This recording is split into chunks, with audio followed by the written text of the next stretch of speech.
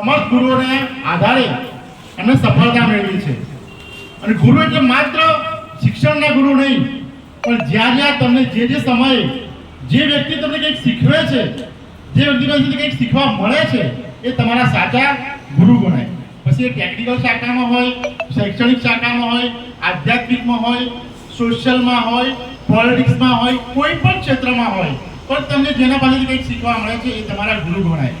આજે ભારતની અને દુનિયાની જે ખ્યાતિ ફેલાય જેવી સંસ્થાઓ છે, એમાં રોટરી ક્લબ છે, જેણે ઘણા વર્ષોથી ભારતમાં અને દુનિયામાં આપણને સહકાર આપ્યો છે. કોઈ પણ પરિસ્થિતિમાં આપત્તિ વ્યવસ્થાપન હોય કે કઈ પણ પરિસ્થિતિ હોય એને આપણને સહકાર આપ્યો છે. અને આપણી સ્કૂલમાં તો ખાસ કરીને ઘણી બધી સંસ્થાઓ સેવા માટે આવે છે.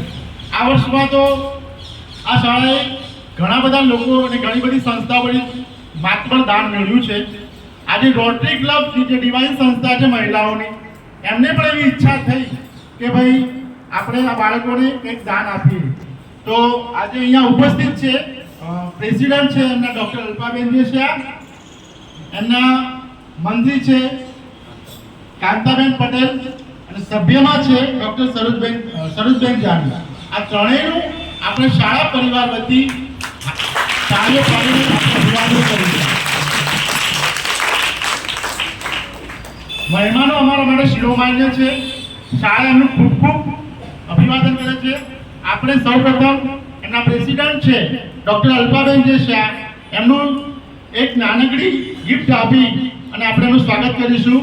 અને એમના માટે ભાવિકાબેન અને જિજ્ઞાસાબેન એમને સ્વાગત કરશે.